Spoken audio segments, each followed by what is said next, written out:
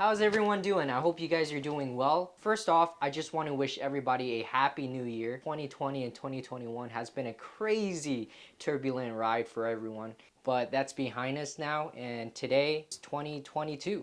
And I know what you all are thinking. What am I gonna do now? Well, I'm just some dude on the internet, so I can't make you do anything, but I'll let you in on a little secret. You want to come closer? A little closer. This is 5 ways reading changed my life. So this message is about reading and how it has personally changed my life. And it's for preparing for the next stage in life or in career for those who are older. So for number 1, I put education. Whether formal or informal is a tool that can enrich a person's life. Of course, when you're a student, the last thing you want to do is learn. Nobody's got time for thought-provoking books like To Kill a Mockingbird, The Outsiders, 12 Angry Men, and best of all, Green Eggs and Ham. There's just too much to do and too little time. As a young kid who became a big kid who's now a young adult, the number one thing / resource that you have when you're younger is time. I promise you, as you get older, this is something that you have less of, especially when you're broke. I gotta go to this place every single day called work, and I love my job, but man, it's enough to make you cry. But back on the topic of education, a little background to fill you in on where I'm coming from in my perspective is that I'm a first generation immigrant. My parents came into the US around 01, 02. And if you know, then you know there's expectation, a mix of responsibility, and a dash of pressure to have the best education. I promise you it's all coming from a good place that your parents have. And in any case, I was a good kid. I was the model student at school. I got things like Student of the Month, High Honor Roll. I went from ESL and AIS classes to accelerated classes to AP classes. The list goes on. All of this is because of reading. My reading comprehension skills were way past my peers, so my teachers thought I was a genius. No. The main goals for teachers is to make their students literate. That's basically it. It's so you know your ABCs and your 1, 2, 3. Currently, as of 1 year, I have been out of college. Crazy. And as a certified bachelor, why am I so fortunate? It's probably because I read the terms and conditions of student loans. And I was like, nope, I'm good. My all-time favorite quote from a bookmark that I got in middle school, it goes like this. The more you read, the more you know. The more you know, the better you grow. The better you grow, the stronger your voice when speaking your mind or making a choice. Number 2, personal leisure. I gotta admit, there's some readings that I absolutely love and others that I kind of hate. On the things that I hate, there's not really much of, but I hated having to read Shakespeare back in high school and then again in college. It sucked so much because the vernacular or the reading, the spoken language, Old English. I know Shakespeare had a really profound impact on literature that the school would rather you learn that than do your taxes, but despite me not liking Shakespeare, the one attribute about his books and other readings as well is the imagination. Sitting down and being transported to another place filled with a numerous amount of conflicts, dynamic characters, and then an overarching climax that brings you to the ending resolution. It makes you dream of things that you never would have thought had been possible. I have to be honest though, never in my life read book series such as the Percy Jackson, Narnia, or even the biggest one yet, Harry Potter. And to be fair, they're kind of thick. A common thing that I hear from these books is that the book was better than the movie. As a fan of both literature and cinematography, I'd like to say, obviously, when you read a book, the medium in which you use is your mind, your imagination. For movies, there's only so much in the budget to make a scene look good. Reading is probably the only tool in which you can learn and understand what another person is thinking. I love the whole experience of my parents take me to the local library so I could pick out a couple books and get lost into another world. I understand that technology has come a long way and times might be a little different, but the art of reading is so important. I think kids these days need imagination and dream of bigger things. Reading is just a constructive way of doing so. Number 3, awareness. Reading books upon books can be quite challenging. I'll admit, if you don't enjoy reading for reading's sake, then in a couple of months, it's just going to be another failed resolution. A key takeaway that I've concluded from reading countless books upon books is that you become aware of different life perspectives, social issues, and at times even challenging your own personal belief.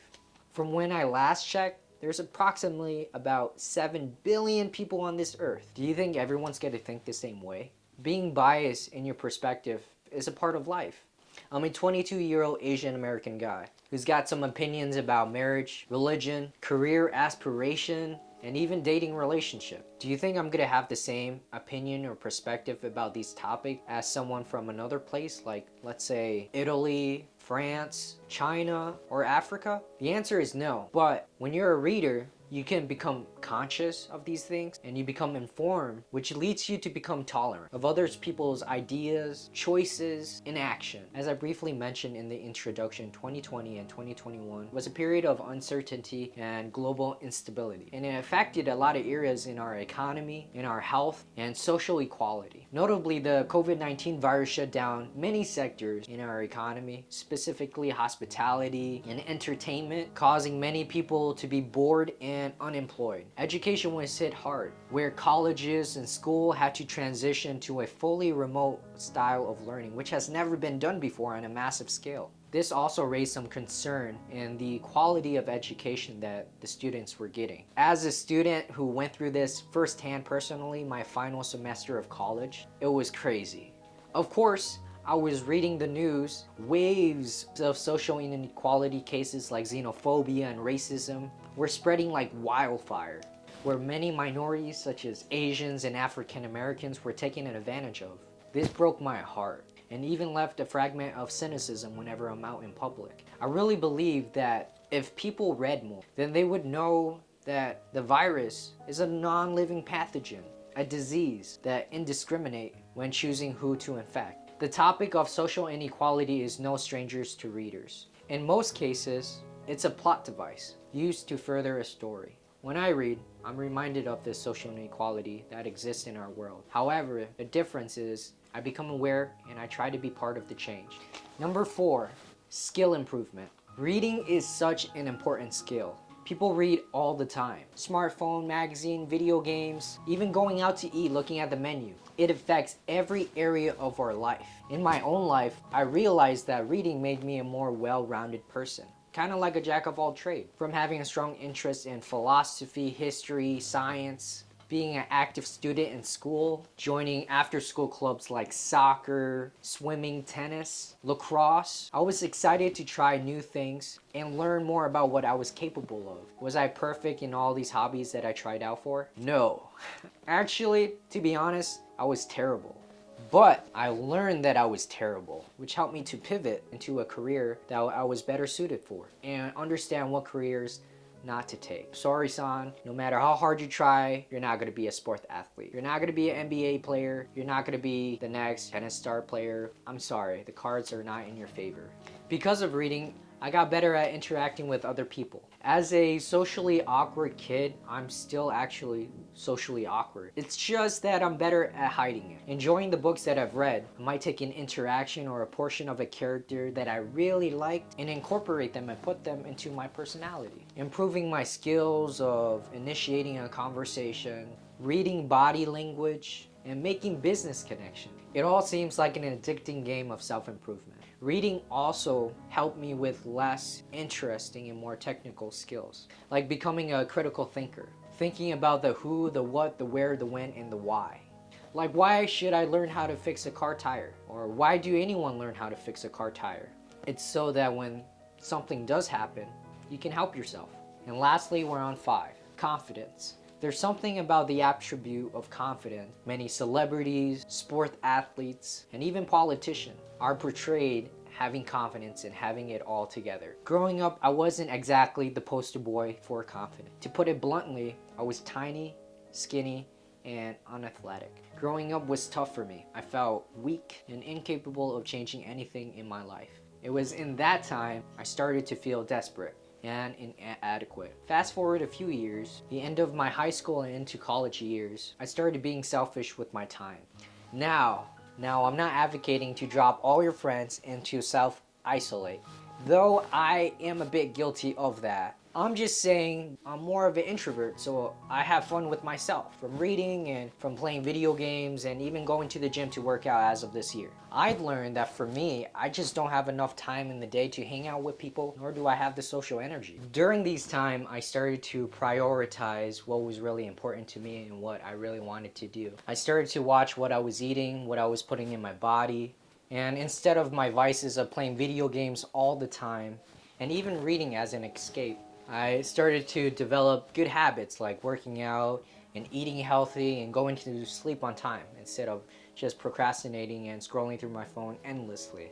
And doing these habits consistently dramatically changed my life.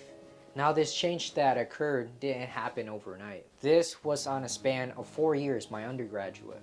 I was once told by one of my mentors that if I don't have self-respect or confidence for myself, how can I expect other people to feel the same way, even if they're well-intentioned? It was a lot of hard work, a lot of self-reflection, a lot of commitment to the little decisions of going to bed at a reasonable time, eating well, pushing myself outside my comfort bubble, and meeting new people and forming relationships. It was there I kind of had this epiphany that even if no one in the world understood what I was doing or disagreed with what I was doing, if I was truly content in doing what I felt would be a positive impact for not just myself but for the world, then it didn't really matter what other people said. It was empowering for me to set a goal, say that I was going to do something, and then accomplishing it. I actually got that from this book that I read when I was in Asia, The Ultimate Study Guide for Students. It was written in the 60s. One of my favorite lines from the book, it goes like this: "Success is a gut-level feeling of confidence and achievement. It's a powerful state of mind where the world is yours for the asking. The most unhappiest person is the person without choices. To acquire more choices, you need more assets. The personal assets you have increase your opportunity and choices in life. Education can be a definite asset, whether formal or informal." And then it goes on to say that success is an important habit. This is really pretty much it for 5 ways how reading changed my life. It has developed me to become a more well-rounded person, helped me in social areas where I was lacking and meeting new people. I still struggle with these things today, but reading is a lifelong quest for knowledge, and the more you read, the more you know. I appreciate you guys if you made it to the end of this video. It definitely was a lot of fun making this, and I hope that you guys definitely got some value from it. I'll see you guys in the next one.